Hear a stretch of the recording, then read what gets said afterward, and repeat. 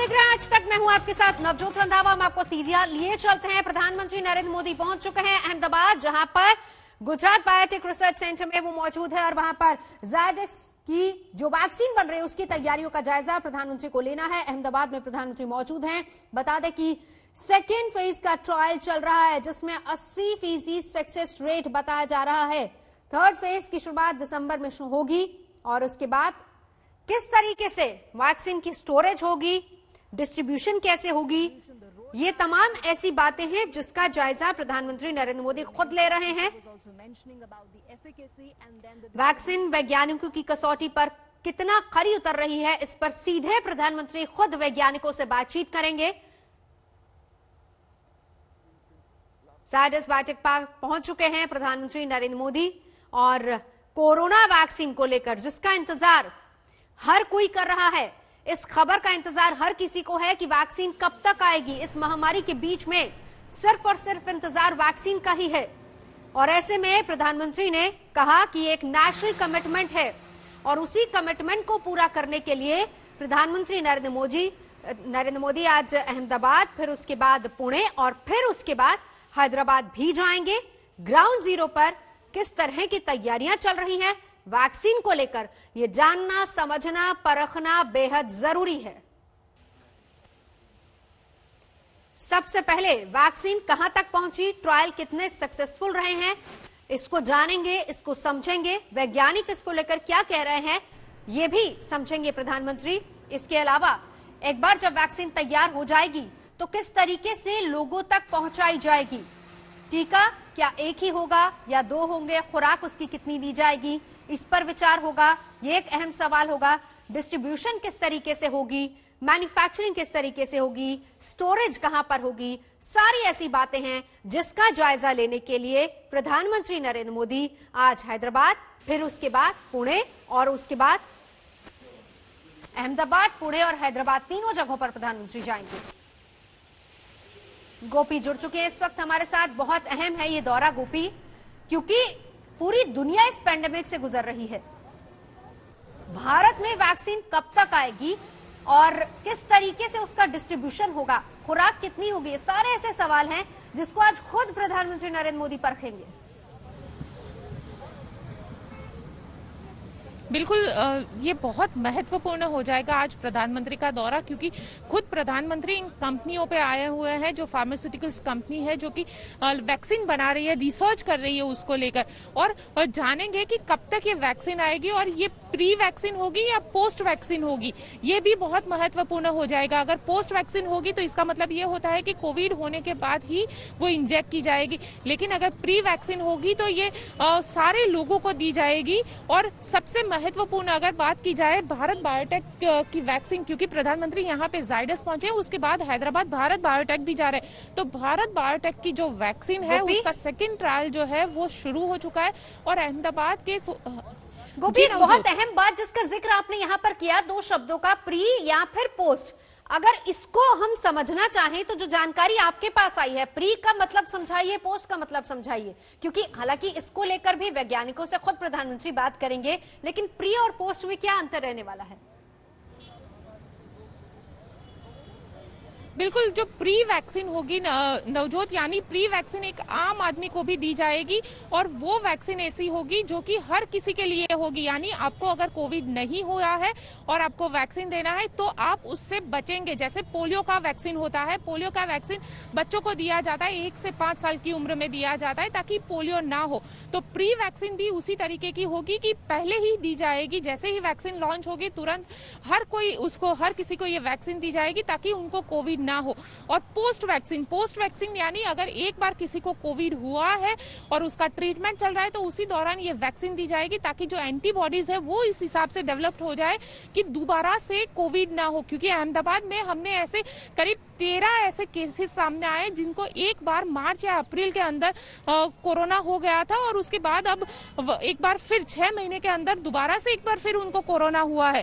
तो कहीं ना कहीं जो कोरोना का ये माना जाता रहा था था कि हर्ड इम्यूनिटी डेवलप हो जाती है, दोबारा कोरोना नहीं हो सकता है, लेकिन हर्ड इम्यूनिटी भी डॉक्टर के हिसाब से 4 महीने तक ही रहती है और दोबारा से 4 महीने बाद एक बार फिर कोरोना हो सकता है।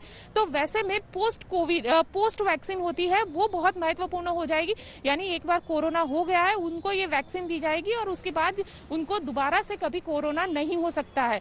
यानी जो सबसे पहले अगर बात की जाए तो इसका डिस्ट्रीब्यूशन सिस्टम भी है वो भी काफी महत्वपूर्ण हो जाएगा कि अगर पोस्ट वैक्सीन होती है तो पोस्ट वैक्सीन मेडिकल स्टाफ जो कि एक बार कोरोना इन्फेक्टेड हुआ है तो उन लोगों के लिए ये बहुत महत्वपूर्ण हो जाएगी।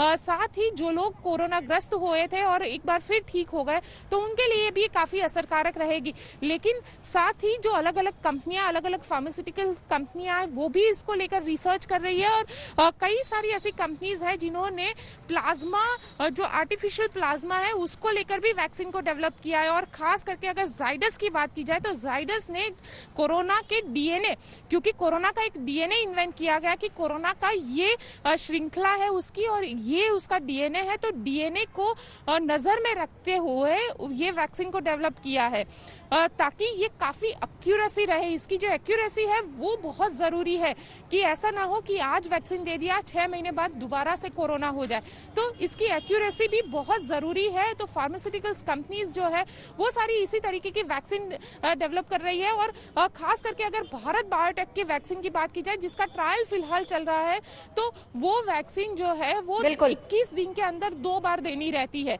और 1 साल तक जिसे वैक्सीन दी जाती है उसको मॉनिटर किया जा रहा है कि कहीं उसको किसी भी दूसरे इन्फेक्शन तो नहीं हुआ है, क्या उनकी बॉडी में किसी दूसरे प्रकार के चेंजेस नहीं हो। ये सारी चीजें प्रधानमंत्री आज समझेंगे ये सारी चीजों को और साथ ही एक रिव्यू होगा कि कौन सी वैक्सीन कब तक आ पाएगी। नवजोत, बिल्कुल, लोगों तक किस तरीके से वैक्सीन पहुंचेगी और किस तरह की आगे की योजना रहेगी इसको लेकर प्रधानमंत्री खुद पहुंचे हैं जायजा लेने के लिए। लेकिन हम आपको ये भी सुनवाते हैं कि जब मुख्यमंत्रियों के साथ प्रधानमंत्री ने बैठक की थी तो वैक्सीन को लेकर किस तरीके से सरकार की कमिटमेंट के बारे में जिक्र किया था उन्होंने।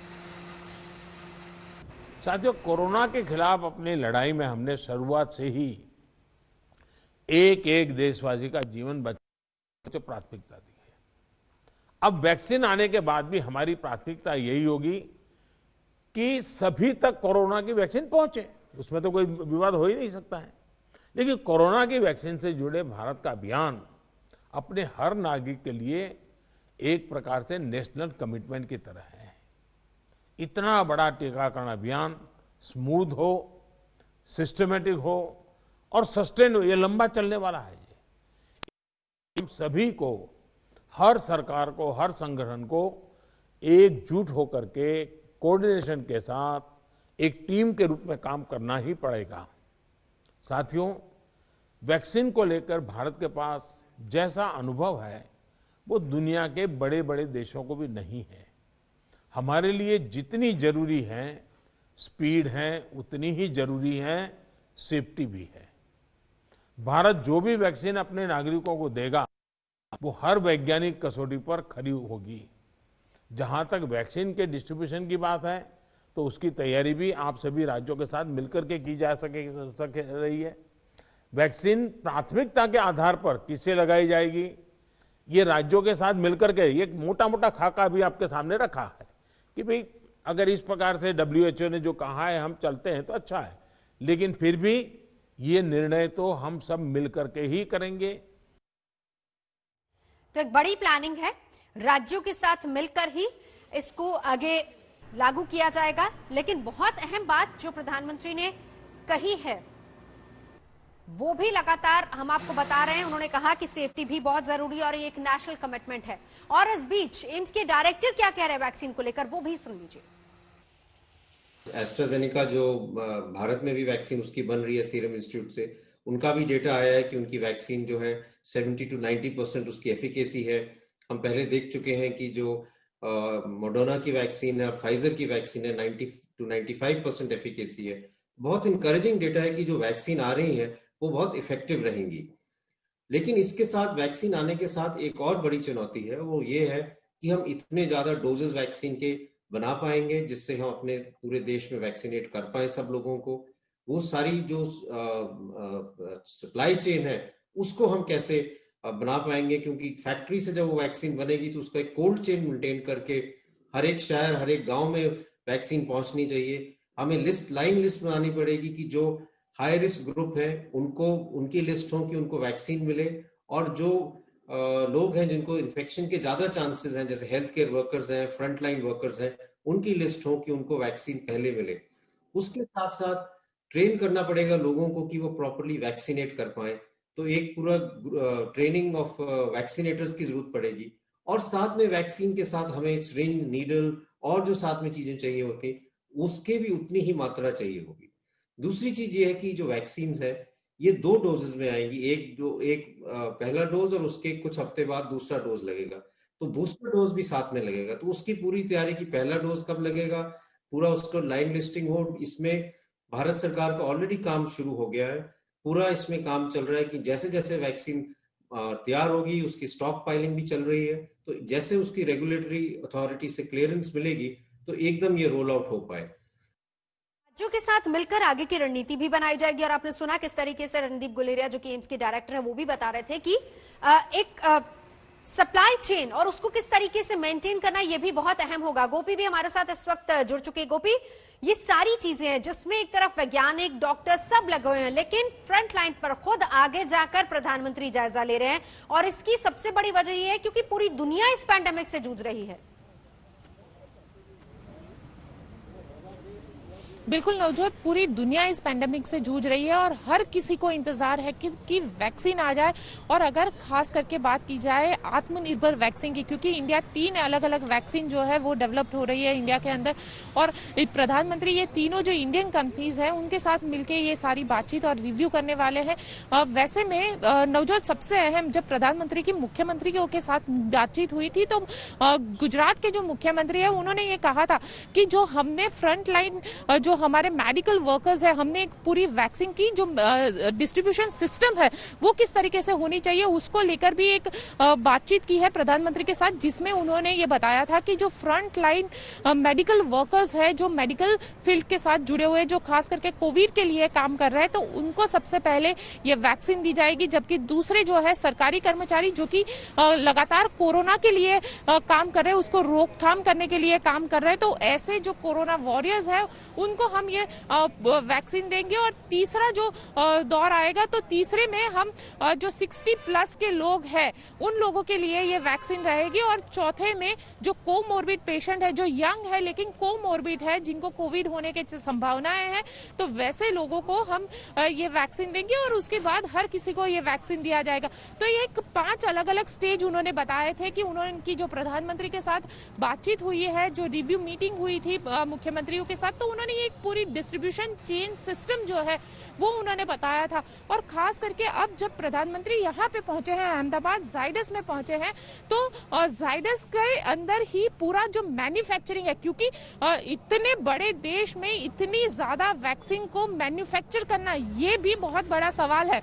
तो जाइडस का एक पूरा प्लांट यहाँ पे डेवलप हो रहा है और यहीं पे जो कोविड का मैं आपको बताती हूँ कि ये जाइडस बायोटेक पार्क जो है वहीं पे इसका रिव्यू हो रहा है, वहीं पे इसका रिसर्च भी हो रहा है।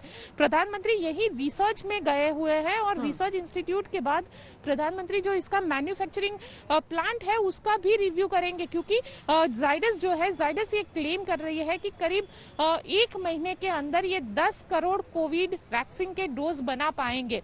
तो उसकी जो प्लांट की क्षमता है उसको इस हिसाब से बनाया जा रहा है कि जब तक ये पूरा रिसर्च होके वैक्सीन तैयार हो जाए तब तक ये पूरा प्लांट भी तैयार हो जाए, और उसके बाद उसका जो स्टोरेज सिस्टम है, उसका जो डिस्ट्रीब्यूशन सिस्टम है, ये पूरा का पूरा यहीं पे तैयार किया जा रहा है। नवजोत, यही बात प्रधानमंत्री ने कही भी थी, क्योंकि जिस दौरान मुख्यमंत्रियों के साथ बैठक की थी उन्होंने कहा था कि बहुत जरूरी है, अगर वैक्सीन लोगों तक पहुंच रही तो उसमें सेफ्टी भी बहुत ज्यादा जरूरी होगी।